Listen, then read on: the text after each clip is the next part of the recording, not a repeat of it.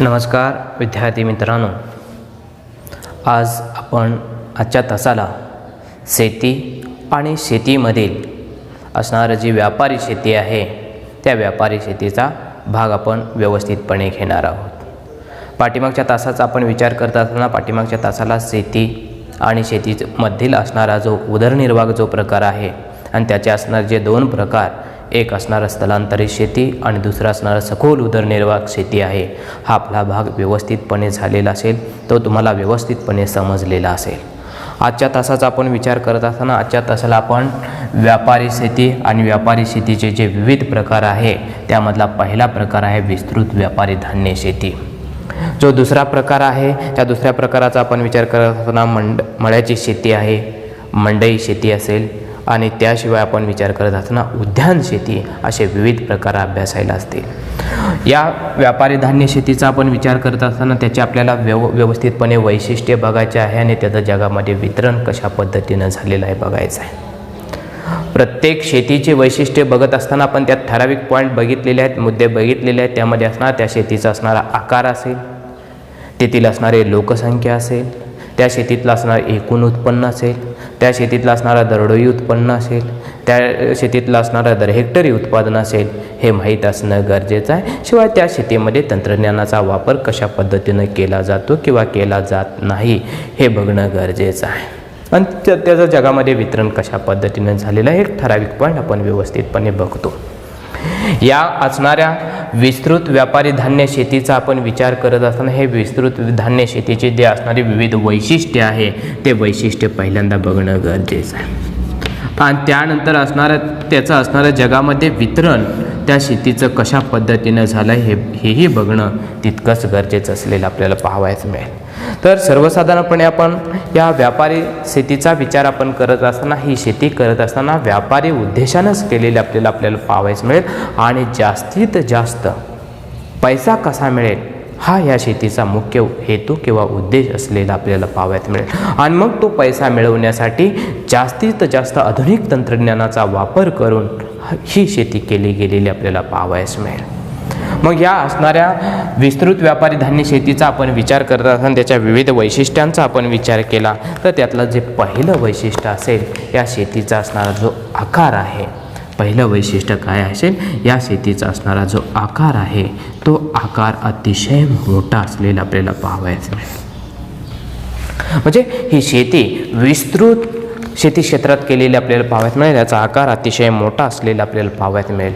परंतु लोकसंख्येचा आपण विचार केला, दुसरा जे वैशिष्ट्य असेल लोकसंख्या असेल, ह्या लोकसंख्येचा विचार आपण केला तर या प्रदेशातील लोकसंख्या ही अतिशय कमी असलेली आपल्याला पाहावयास मिळेल. म्हणजे विस्तृत व्यापारी धान्य शेती ज्या प्रदेशामध्ये केली जाते तिथला शेतीचा आकार अतिशय जास्त असेल.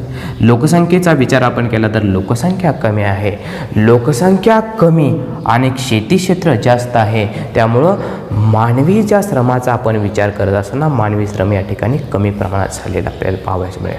म्हणजेच मानवी श्रमाची जागा असेल त्या शेतीचा आपण विचार करत असताना आधुनिक तंत्रज्ञानाने घेतलेले आपल्याला पाहावयास मिळेल. म्हणजे या शेतीमध्ये जास्तीत जास्त वापर असेल तो तंत्रज्ञानाचा केलेला आपल्याला पाहावयास मिळेल. म्हणजे आधुनिक तंत्रज्ञानाचा जो वापर असेल या शेतीमध्ये मोठ्या प्रमाणात केलेला आपल्याला पाहावयास मिळेल. का केलेला असाही कारणे त्याला क्वेश्चन येतो की विस्तृत व्यापारी धान्य शेतीमध्ये जास्तीत जास्त आधुनिक तंत्रज्ञानाचा वापर का केला जातो. तर त्याच्या पाठीमागचं जे मुख्य कारण असेल की त्या शेतीचा आकार अतिशय मोठा असतो आणि त्या प्रदेशातील लोकसंख्या आहे ही अतिशय कमी आहे आणि लोकसंख्या कमी आणि शेती क्षेत्र जास्त असल्यामुळे त्या ठिकाणी जास्तीत जास्त आधुनिक तंत्रज्ञानाचा वापर केलेला आपल्याला पाहावयास मिळेल. शिवाय या शेतीतल्या असणाऱ्या उत्पन्नाचा विचार आपण केला तर त्यातलं असणारं दर हेक्टरी उत्पादन विचार आपण केला, दर हेक्टरी उत्पादन.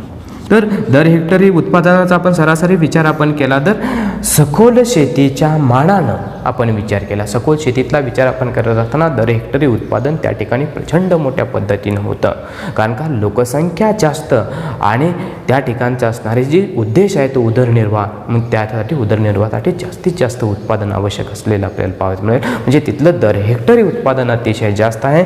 परंतु या ठिकाणचा व्यापारी धान्य शेतीचा आपण विचार केला तर दर हेक्टरी उत्पादन हे कमी प्रमाणात असलेलं आपल्याला पाहावयास मिळेल.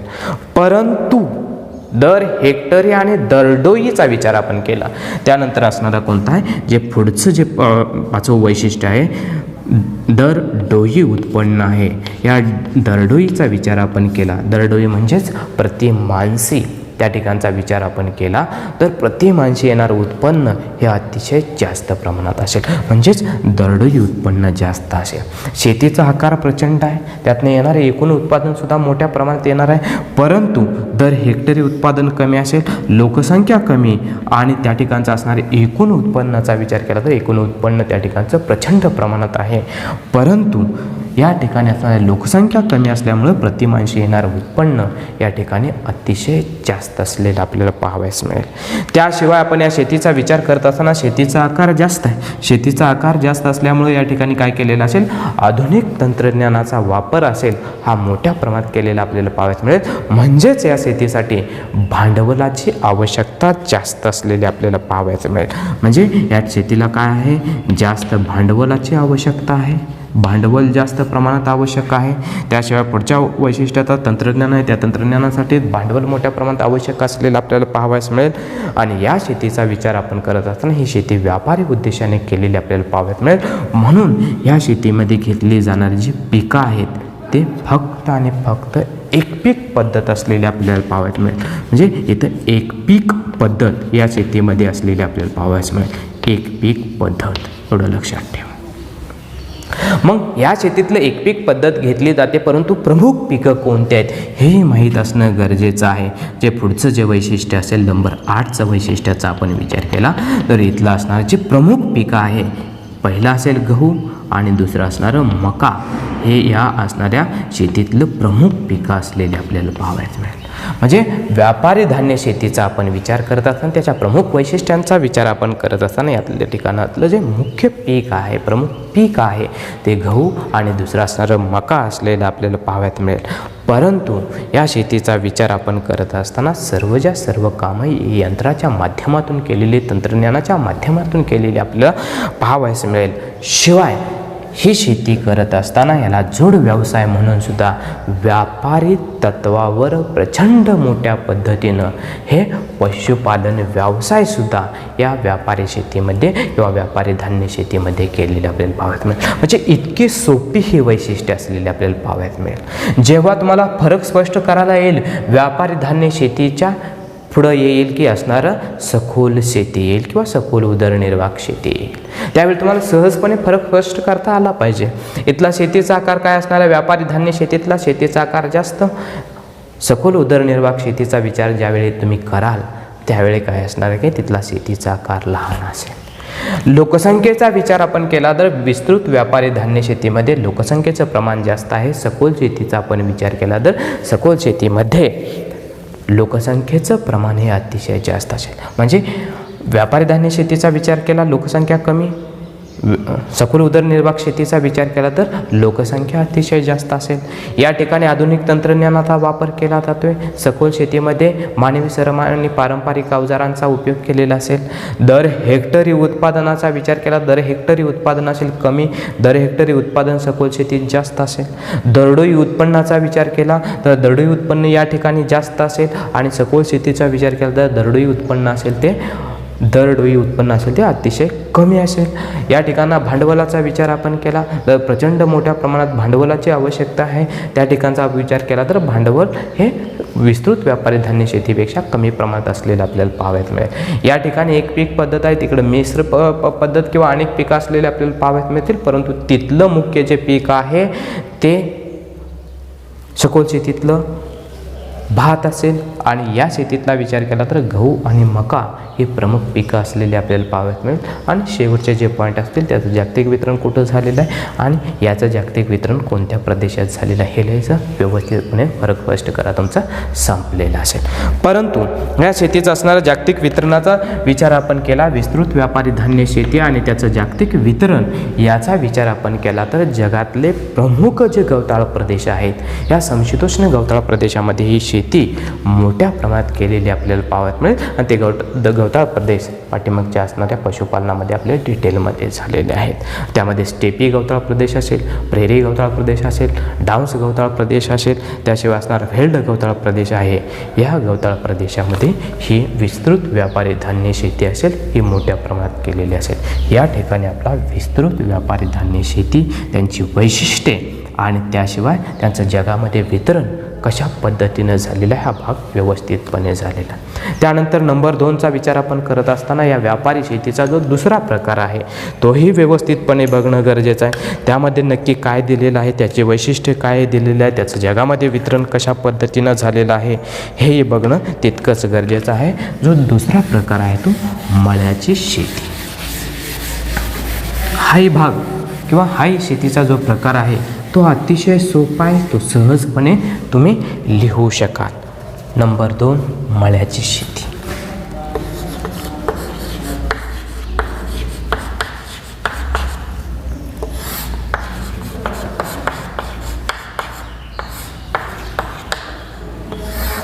ह्याही शेतीचा जो मळ्याच्या शेतीचा जो मुख्य हेतू आहे, जो उद्देश आहे तोही असणारा व्यापार हाच दृष्टिकोन असलेला आपल्याला पाहावयास मिळेल.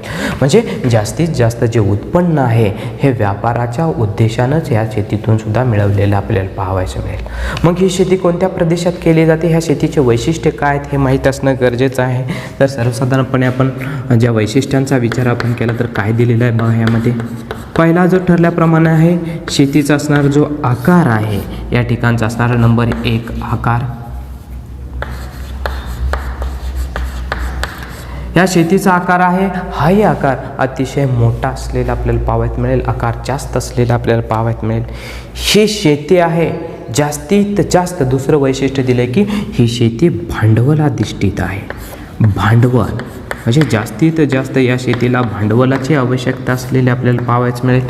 त्याशिवाय लोकसंख्येचा विचार आपण केला तर लोकसंख्या या शेती जी ही मळ्याची शेती आहे की लोकसंख्येपासून असणाऱ्या दूर अंतरावर केलेली आपल्याला पाहावयास मिळेल. आणि विशेष करून असणारं पर्वतीय भागामध्ये ही मळ्याची शेती मोठ्या प्रमाणात केलेली आपल्याला पाहावयास मिळेल. आणि यातले जे प्रमुख पिकं विचाराचा आपण केला तर चहा, कॉफी, रबर यासारखी प्रमुख पिकं असलेली आपल्याला पाहावयास मिळेल. आणि तोही पाठीमागच्या कधी तर एकत्यात बघितलेलं असेल की ही असणारी मळ्याची शेती आहे किंवा चहा किंवा कॉफीचे जे मळे आहेत ते पर्वताच्या उतारावर किंवा असणाऱ्या टेकड्यांच्या उतारावर का घेतले जातात हा पण भाग तुम्हाला डिटेलमध्ये झालेला असेल.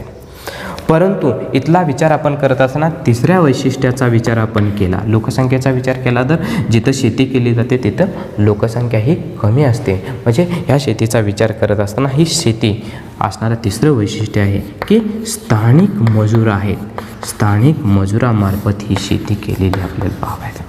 जे स्थानिक मजूर ह्या ठिकाणी जिथं शेती केली जाते त्याच प्रदेशातलं राहणारी जे लोकसंख्या आहे किंवा लोक आहेत त्यांच्यामार्फत ही शेती केली गेलेली आपल्याला पाहावयास मिळेल. त्यानंतर पुढचं वैशिष्ट्य दिले की पिकांची योग्य पद्धतीने प्रक्रिया व प्रतवारी केली जाते. म्हणजे जे चौथं वैशिष्ट्य आहे ते असणारं योग्य प्रतवारी केलेली असेल, त्याशिवाय असणारं योग्य प्रक्रिया केलेली या ठिकाणी असलेली आपल्याला पाहावयास मिळेल.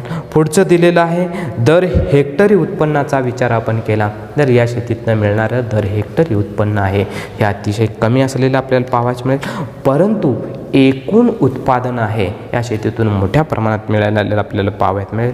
या शेतीचं पुढचं जे वैशिष्ट्य आहे की एकदा लागवड केल्यानंतर 10 ते 15 वर्ष यातून उत्पन्न मोठ्या प्रमाणात घेतलेलं आपल्याला पाहावयास मिळेल. याशिवाय असणाऱ्या ह्या शेतीचा विचार आपण करत असताना याही शेतीमध्ये एकच पीक असलेलं आपल्याला पाहावयास मिळेल. आणि विशेष करून ज्या ठिकाणी पावसाचं प्रमाण जास्त आहे अशा प्रदेशात ही शेती केली जाते.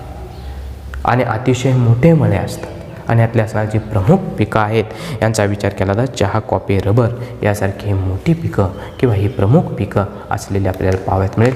कॉफीच्या उत्पन्नात जगात अग्रेसर कोण आहे माहीत असणं गरजेचं आहे. भारतातले कोणते राज्य अग्रेसर आहेत हेही माहीत असणं गरजेचं आहे. पाठीमागच्या इयत्तेत 10वीला तुम्हाला झालेल की कॉफी उत्पादनामध्ये जगात अग्रेसर असणारा जो देश आहे तो ब्राझील देश असलेला आपल्याला पाहावयात मिळेल. त्याशिवाय भारताचा विचार आपण केला तर भारतामध्ये कॉफी उत्पन्नामध्ये कोणतं राज्य अग्रेसर आहे हे माहीत असणं गरजेचं आहे. त्यात असणार कर्नाटक महत्त्वपूर्ण राज्य असेल.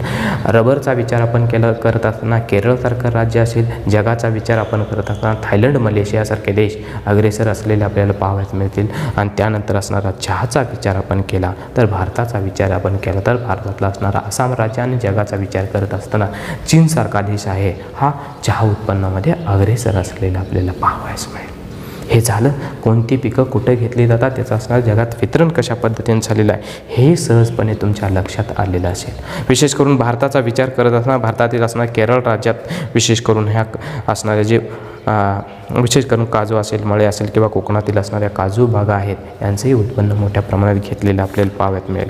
आणि जगाचा विचार आपण करत असताना मलेशिया, भारत, श्रीलंका, कॅरेबियन बेटे, Brazil, Indonesia, Philippines, Thailand, Vietnam यासारखे देश आणि विशेष करून हे असणारे विषुववृत्ताच्या जवळचा जो प्रदेश आहे म्हणजे विषुववृत्तापासून जिथं पाऊस जास्त पडतो विशेष करून बघा जिथं पाऊस जास्त पडतो अशाच प्रदेशामध्ये ही मळ्याची शेती आणि तेही मळ्याची शेती पर्वत उतारावर मोठ्या प्रमाणात केलेली आपल्याला पाहावयास मिळेल. या पद्धतीनं या मळ्याच्या शेतीची वैशिष्ट्य त्याचं जागतिक वितरण या ठिकाणी आपला भाग संपलेला आहे.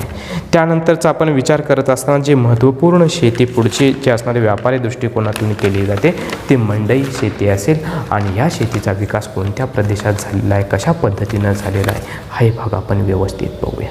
म्हणजे पुढचा जो शेतीचा प्रकार तुम्हाला दिलेला आहे तो मंडई शेती. अतिशय महत्त्वपूर्ण ही शेती आहे. सध्या या शेतीचा विकास असेल हा मोठ्या पद्धतीनं होत असलेला आपल्याला पाहायचं मिळेल. नंबर 3 मंडई शेती किंवा त्या शेतीला मंडई शेती किंवा त्या शेतीला ट्रक फार्मिंग याही नावानं ओळखलं जातं.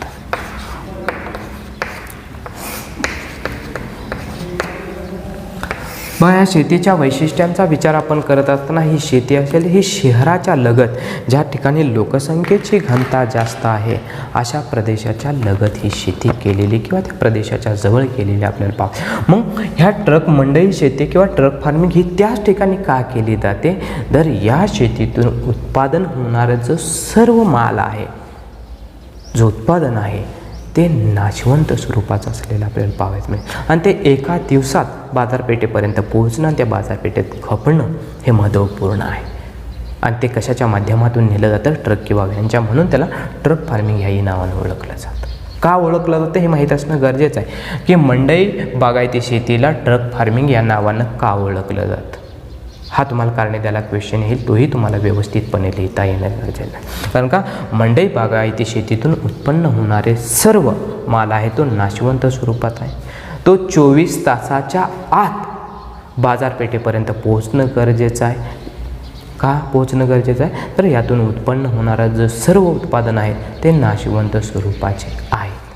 म्हणून काय केलं जातं जी उत्पादनं आहेत ते एका रात्री तिथं पर्यंत पोहोचवण्यासाठी ट्रक किंवा व्हॅनचा वापर केला जातो. म्हणून या शेतीस काय म्हटलं गेलं आहे ट्रक फार्मिंग या नावानं ओळखलं गेलं. म्हणजे याही शेतीची काही वैशिष्ट्ये असतील ते वैशिष्ट्ये आपल्याला डिटेलमध्ये दिलेले असतील तेही पाहणं तितकंच गरजेचं आहे. बघा या शेतीची वैशिष्ट्ये काय दिलेली आहेत व्यवस्थित बघा की मंडई बागायती शेती. तर पहिलं वैशिष्ट्य आहे हा शेतीचा आधुनिक प्रकार आहे.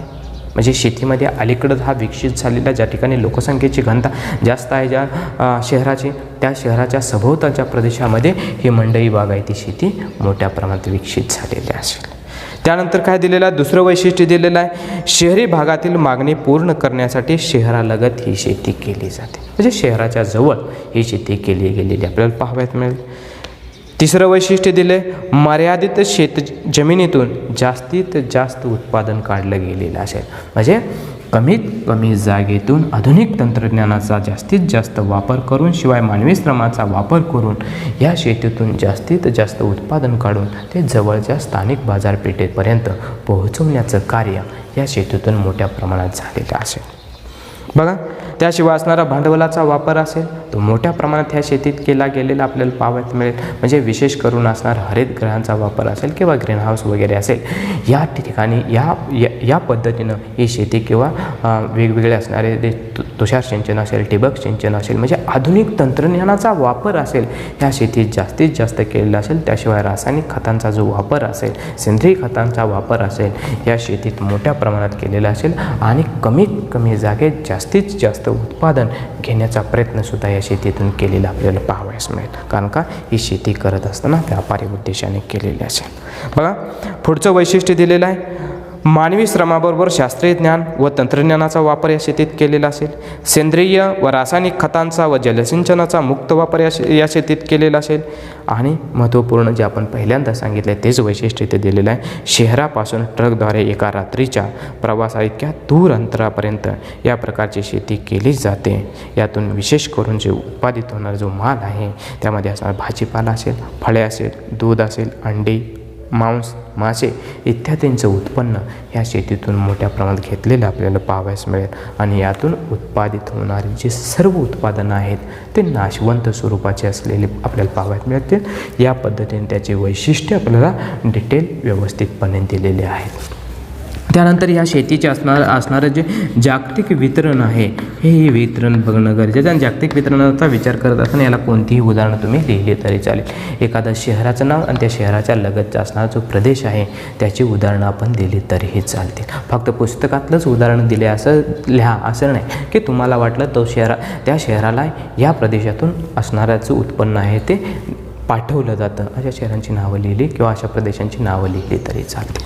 त्याचं उदाहरण दाखल दिलेलं आहे आपल्याला. एक औद्योगिकरण झालेल्या दाट घनतेच्या शहरी भागालगत उदाहरण दिलं आहे, खेड, शिवापूर, सासवड येथून पुणे शहरास फळे, फुले व भाजीपाला यांचा होणारा पुरवठा. म्हणजेच या प्रदेशामध्ये हे व्यापारी उद्देशानं मंडई बागायती शेती किंवा ट्रक फार्मिंग केलेली असेल. आपण आपल्याही प्रदेशाचा विचार आपण करत असताना आपण जे उत्पन्न आपल्या शेतीतून घेतो ते कशासाठी घेतो तर विकण्यासाठीच घेतो. म्हणजे ते व्यापाराच्या दृष्टिकोनातून घेतलेलं असेल.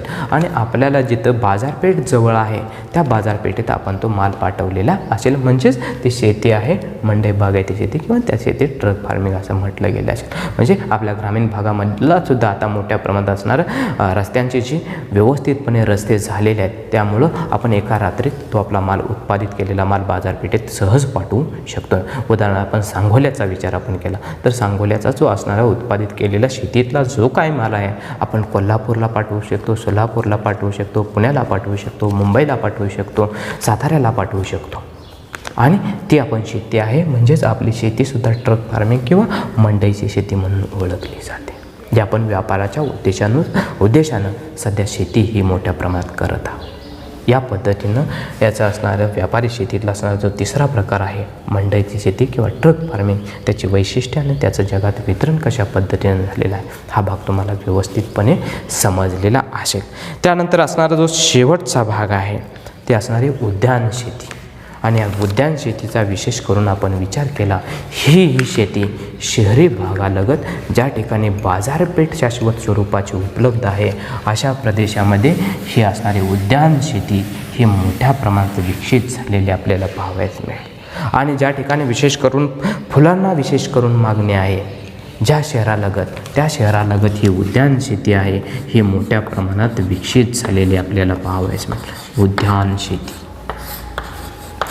मग विशेष करून असणारी ही उद्यान शेती विकसित कुठं होणार आहे, जो विकसित भाग आहे जिथं श्रीमंती जास्त आहे, आर्थिक जिथं घटक जास्त आहे, जिथं बाजारपेठेतून मोठ्या प्रमाणात मागणी आहे अशाच प्रदेशात ही उद्यान शेती विकसित झालेली आपल्याला पाहावयास मिळेल. आणि या उद्यान शेतीतून उत्पादन होणारे जे काय माल असेल तर यात फळे असतील, फुले असतील, औषधी वनस्पती असतील, शोभेचे झाडे असतील इत्यादींचं उत्पन्न हे व्यापारी उद्देशाने केलेलं आपल्याला पाहावयास मिळेल. आणि मनुष्यबळाचा वापर आणि आधुनिक तंत्रज्ञानाचा वापर या शेतीत मोठ्या प्रमाणात केलेला आपल्याला पाहावयास मिळेल. आणि ही शेती करत असताना शहरी भागाच्या लगत मोठ्या प्रमाणात केलेली आपल्याला पाहावयास मिळेल. कारण का फळे असतील, फुले असतील, त्याशिवाय असणाऱ्या विविध औषधी वनस्पती असतील, यांना जी मागणी आहे ही शहरी भागातच मोठ्या प्रमाणात असलेली आपल्याला पाहावयास मिळेल. किंवा जो विकसित प्रदेश आहे या विकसित प्रदेशात ही मागणी मोठ्या प्रमाणात असलेली आपल्याला पाहावयास मिळेल. जागतिक वितरणाचा विशेष करून विचार आपण केला तर उष्णकटिबंधीय व भूमध्यसागरीय व समशीतोष्ण कटिबंधीय हवामानाच्या प्रदेशामध्ये ही असणारी उद्यान शेती आहे ही मोठ्या प्रमाणात विकसित झालेली आपल्याला पाहावयास मिळेल. आतापर्यंत झालेला भाग आपल्याला व्यवस्थितपणे समजलेला असेल. यात विशेष करून थोडक्यात सारांश सांगत असताना व्यापारी शेती, या व्यापारी शेतीमध्ये एकूण 4 प्रकार येतात एवढे लक्षात ठेवा. विस्तृत व्यापारी धान्य शेती आहे. त्यानंतर असणाऱ्या दुसऱ्या शेतीचा विचार आपण केला तर त्या ठिकाणी असणारी मळ्याची शेती असेल. तिसऱ्या शेतीचा विचार आपण केला तर मंडई शेती किंवा ट्रक फार्मिंग शेती असेल. आणि चौथा असेल उद्यान शेती असलेली आपल्याला पाहावयास मिळेल. फक्त आपण उद्यान शेती आणि मंडई बागायती शेतीचा आपण विचार केला तर त्या प्रदेशातल्या लोकसंख्येचा आपण विचार केला तर लोकसंख्या जास्त असणाऱ्या प्रदेशाजवळ ही शेती केली जाते. आणि व्यापारी शेतीतले दुसरे 2 प्रकार आहेत की त्या ठिकाणी लोकसंख्येचं प्रमाण अतिशय कमी असलेलं आपल्याला पाहावयास मिळेल. व्यापारी धान्य शेतीमध्ये लोकसंख्येचं प्रमाण कमी आहे आणि दुसरे असणारे जी मळ्याची शेती आहे ह्याही प्रदेशात लोकसंख्येचं प्रमाण अतिशय कमी असलेलं आपल्याला पाहावयास मिळेल. आणि त्यावरून त्याची वैशिष्ट्ये तुम्ही व्यवस्थितपणे लिहू शकता. जिथं लोकसंख्या कमी आहे तिथं आधुनिक तंत्रज्ञानाचा वापर हा मोठ्या प्रमाणात केलेला असतो आणि ती शेती ही मोठ्या प्रमाणात भांडवलाधिष्ठित असलेली आपल्याला पाहावयास मिळेल. ह्याही प्रदेशाचा विचार आपण केला. लोकसंख्या जिथं जास्त आहे त्या प्रदेशाच्या सभोवतालच्या प्रदेशात केली जाते ही शेती मोठ्या प्रमाणात भांडवलाधिष्ठित असलेला आपल्याला पाहावयास मिळेल. आणि आधुनिक तंत्रज्ञानाचा वापर हा मंडई शेती आणि उद्यान शेती आहे या शेतीमध्ये मोठ्या प्रमाणात केलेला आपल्याला पाहावयास मिळेल. अशा पद्धतीनं हे असणारं 4थं प्रकरण आपलं व्यवस्थितपणे संपलेलं आहे. ओके, थँक्यू, धन्यवाद.